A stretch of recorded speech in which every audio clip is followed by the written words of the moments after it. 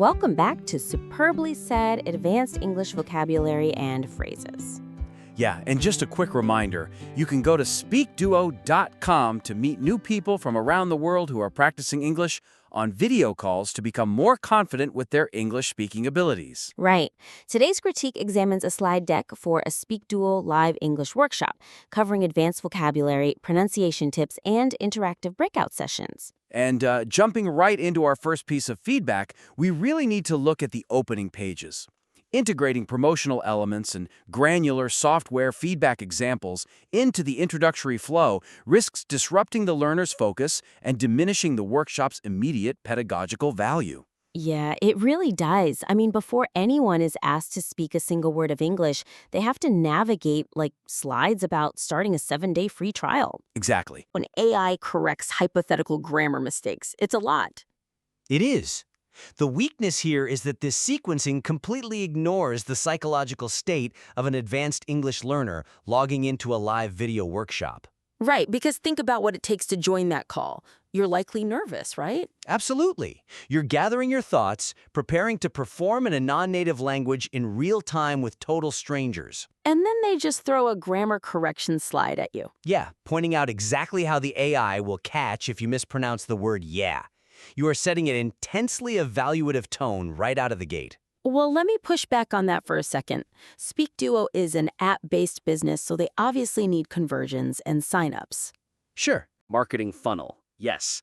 But this is a live instructional environment. Right. The stated core value of this workshop is actual speaking practice. So by front-loading the promotional mechanics, you create friction that actively works against that core value. Ah, I see. The student is sitting there thinking, am I going to be graded right now? Do I need to pull out my phone and download this app? Or did I even understand that 1990s American sitcom reference? Exactly, instead of focusing on English immersion. The suggestion here is to fundamentally restructure the opening to prioritize the learning objectives and relocate these platform features to serve as a conclusive next steps bookend. So clear the runway entirely. Let the learner take off into the lesson immediately. Exactly. As a concrete example, take the slides demonstrating the AI analysis of the word yeah and the grammar corrections and move them to the very end of the presentation. Oh, frame them as a reward rather than an early warning. Right. After the students have had a great time practicing in their breakout rooms, you say, by the way, here is the personalized analysis you can receive after today's session if you download the app. That's so much better. It aligns the audience's immediate purpose with the platform's long-term value. But once they actually get into the lesson, we run into a structural issue. We do. The rigid structure of isolating exactly 2 distinct expressions before every lengthy breakout session may stifle the natural progression of conversation. Yeah, when we look at the pacing of the core lesson, the deck introduces exactly 2 idioms. For instance, piping hot and tough luck. Right. And then immediately it throws the students into a 10 to 12-minute breakout room. 2 expressions, 12 minutes. 2 expressions, 12 minutes. It repeats throughout the entire deck. The weakness is the underlying assumption that 2 standalone phrases can sustain a genuine 10-minute dialogue among advanced speakers. Especially when they lack any shared narrative. You have expressions like dirt cheap sitting right next to getting away with murder. There's zero thematic overlap there. Exactly. Imagine you and I are in a breakout room. I look at my notes and say, I got this coffee and it was dirt cheap. And I'm student B, so I reply, wow. Well, my neighbor plays his music loud every night and he is getting away with murder. And I say, wow, that is crazy. And scene. We've successfully completed the task in 15 seconds. And now we're staring at each other with 11 minutes and 45 seconds left on the clock. It's like giving someone 2 bricks and telling them to spend 12 minutes building a house. Right, they're just going to put the bricks down and talk about the weather to fill the silence. This risks absolute dead air or students completely abandoning the target vocabulary. So how do we fix the pacing to sustain a 12-minute room? The suggestion is to group the vocabulary thematically rather than numerically, and introduce larger clusters of expressions prior to slightly longer scenario-based breakout sessions. Okay, give me a concrete example of a thematic group we could extract from the current deck. Sure, instead of arbitrarily pairing piping hot with tough luck, Let's extract the business-adjacent phrases. We have crunch the numbers, at the helm, and dirt cheap. Ah, okay. Group those 3 or 4 together, teach them as a cohesive unit, and then run a single 15-minute breakout room centered entirely around a mock business negotiation. Wait, let me stop you there, though. SpeakDuo is for a very broad international audience, right? Yeah, If you center a whole 15-minute breakout room on a corporate negotiation, aren't you going to completely alienate the student who is just learning English to travel or to, like, socialize at a cafe? that is a very fair critique. But the beauty of thematic clustering is that it allows for flexible scenarios. You don't have to force a corporate setting. Oh, I see. You could take those same phrases and frame the scenario around planning a group vacation on a strict budget. The prompt becomes, you are at the helm of planning the family trip. You need to crunch the numbers to find a hotel that is dirt cheap. The vocabulary still lives together logically, but you've adapted the scenario to fit the room. Exactly. Which brings us to the actual prompts they use. The provided discussion prompts rely heavily on simple recall, missing a crucial opportunity to challenge advanced learners with complex language production. Yeah. Looking at the slides, the questions provided to fill these rooms are entirely transactional. Like what food do you often eat while it is piping hot? Or, when was the last time you had to crunch the numbers for a big purchase? The fundamental weakness here is that these prompts operate as a closed loop. They just ask for a simple fact. Right. The slide asks, what is a TV show you got hooked on recently? And the learner responds, I got hooked on a true crime documentary. Transaction complete. And there is nowhere for the conversation to go naturally from there. Once that simple recall question is answered, the conversation completely stalls. We're asking advanced learners to perform at a high level, but providing them with beginner-level conversational triggers. Exactly. Advanced language acquisition isn't just about vocabulary retrieval. It's about complex reasoning, the defense of ideas, and narrative building. So the suggestion is to elevate these prompts from simple recall questions to complex, multi-layered scenarios that require debate or hypothetical problem solving. Right. As a concrete example, let's take the idioms at the helm, packed to the brim, and to bite off more than you can chew. Okay. Instead of asking, when was the time you bit off more than you could chew, pose a dilemma. Imagine you are newly at the helm of a company that is currently packed to the brim with unsold inventory. How do you fix this situation without biting off more than you can chew? Oh, wow, that completely changes the dynamic. I can't just give you a one-sentence answer. I have to pitch you a strategy and you have to, poke holes in it. Exactly. It forces the use of multiple expressions simultaneously, and it gives them a reason to keep talking for 12 minutes. Okay, but we still need to talk about the definitions of the words themselves. Presenting idiomatic expressions without establishing their specific social or professional contexts limits the learner's ability to grasp the pragmatic nuances of the vocabulary. This is a major gap.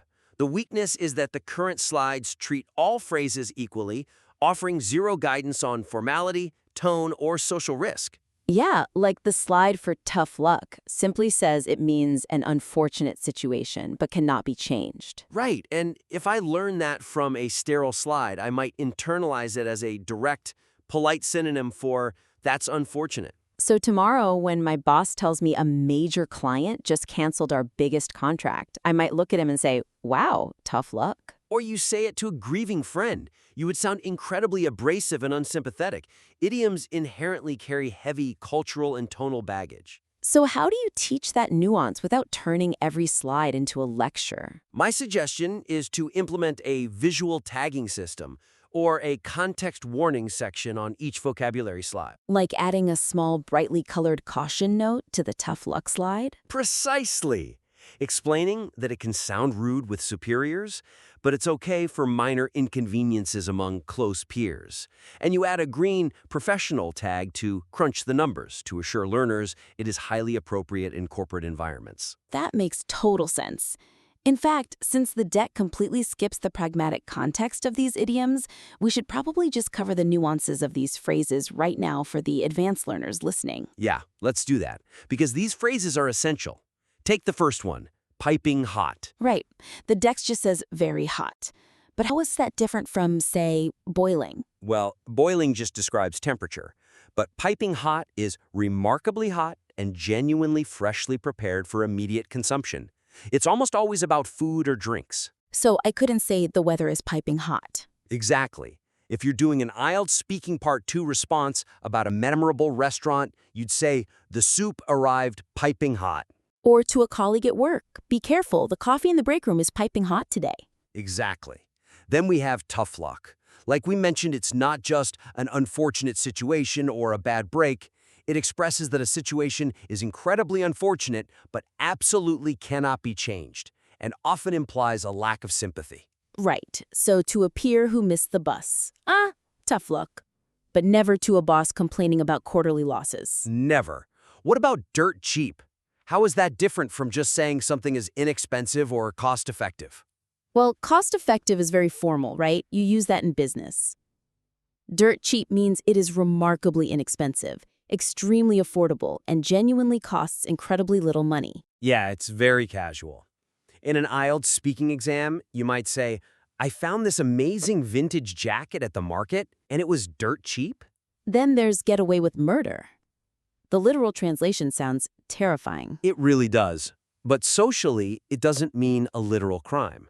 It means to completely and successfully do whatever you truly want entirely without ever being punished or stopped. Like, my coworker takes 2-hour lunches and the manager never says anything. He gets away with murder. It's much stronger than just saying someone is bending the rules. Right. Bending the rules is minor. Getting away with murder means there's zero accountability. Okay, next is crunch the numbers. This one is great for the workplace. It means to thoroughly, effectively, and systematically perform highly complex calculations on broad financial data. So it's not just doing basic addition. No, it's deep analysis.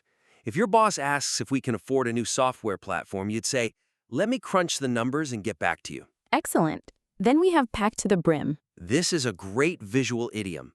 It refers to an enclosed space or object that is entirely, completely full and remarkably thoroughly filled to the absolute top. So stronger than just crowded. Oh, much stronger. If you're describing a stressful commute for an IELTS prompt, you could say, "The train was packed to the brim this morning." Or talking about your luggage, "My suitcase is packed to the brim." Nice. What about get hooked on something? To get hooked on something means to remarkably quickly become deeply addicted to or incredibly intensely enthusiastic about a new activity. It's way more intense than just saying you enjoy something. Yeah. You could say to a colleague, "I started watching that new sci-fi show this weekend and I am completely hooked on it." And finally, keep an eye on something. This means to actively, thoroughly watch over or genuinely carefully look after a specific valuable item or situation for a certain duration. So it's not just glancing at something. Right. It implies responsibility. Your boss might say, "Can you keep an eye on the analytics dashboard while I'm in this meeting?" Got it.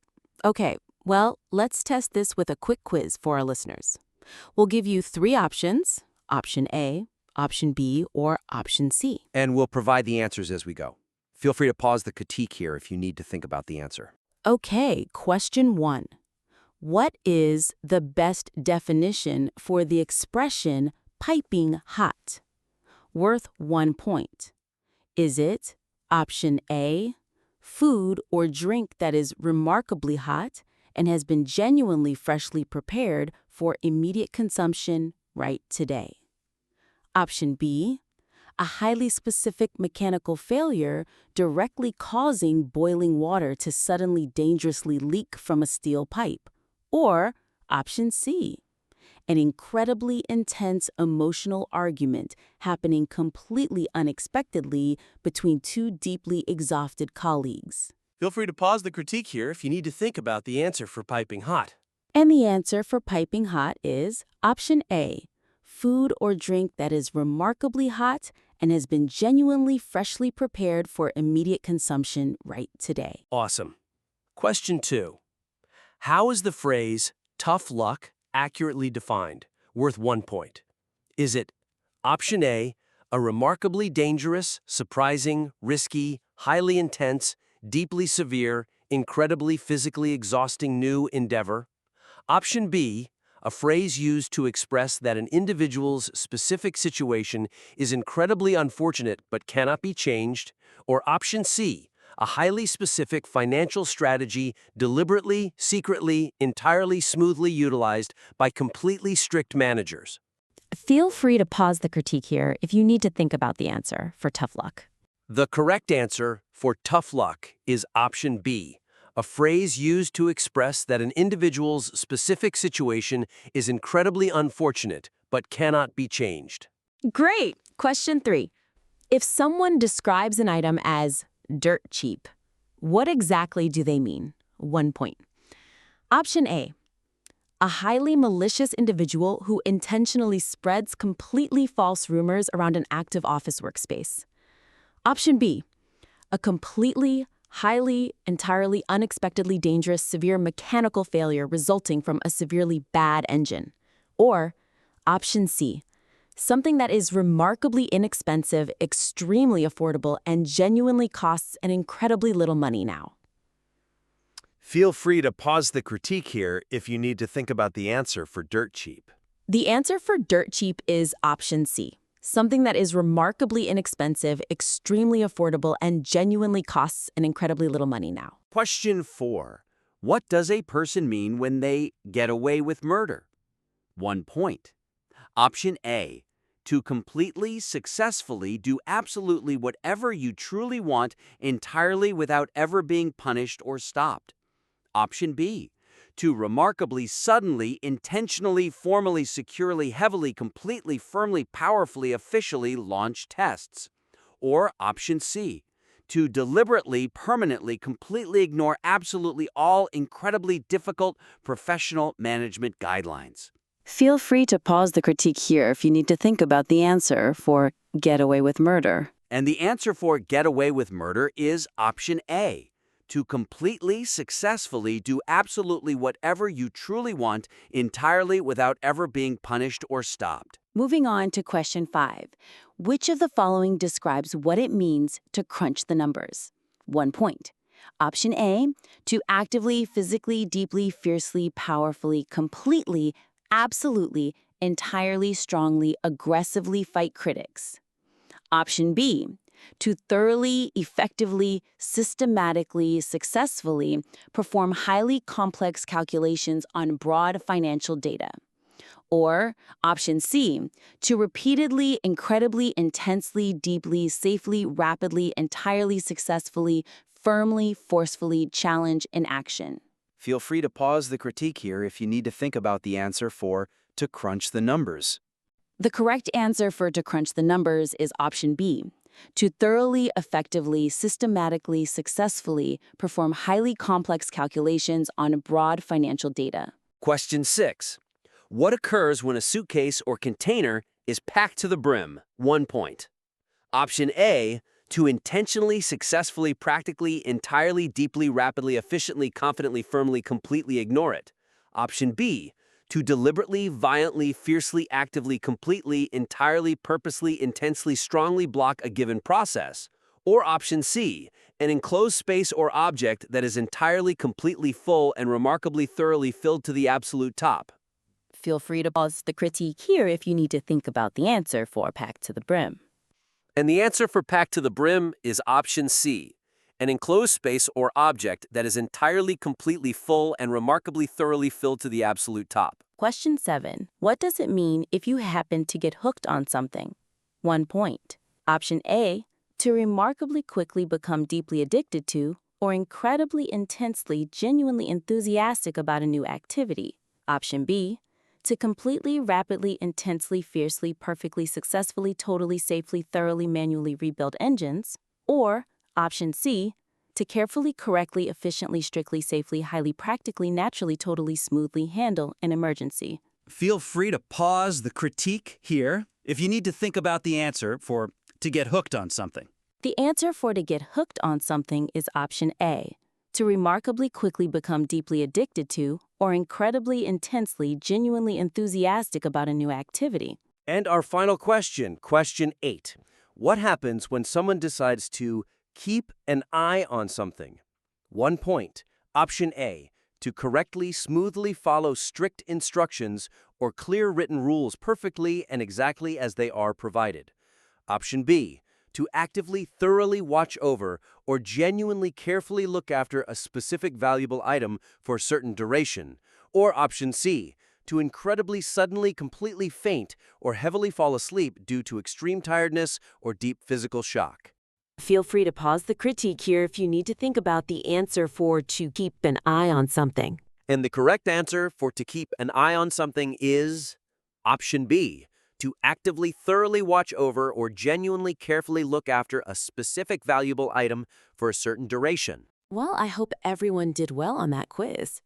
And, this whole discussion really highlights the importance of designing for the reality of the learner. Let's concisely summarize our primary actionable takeaways from this critique. Yeah, first, relocate the promotional material and that granular AI feedback to the end of the presentation so the learner can focus entirely on English when they log in. Right. Second, group vocabulary thematically to support longer, more natural breakout session pacing. Third, upgrade those simple recall icebreakers to multi-layered, scenario-based prompts. And finally, add pragmatic context tags to the idioms to ensure the learners understand the tonal weight and social risk of what they're actually saying. Absolutely. It is all about removing friction. We warmly invite the creator to implement these editorial suggestions and submit their revised slide deck back to the critique for further review. We'd love to see the updates. Thanks for tuning in.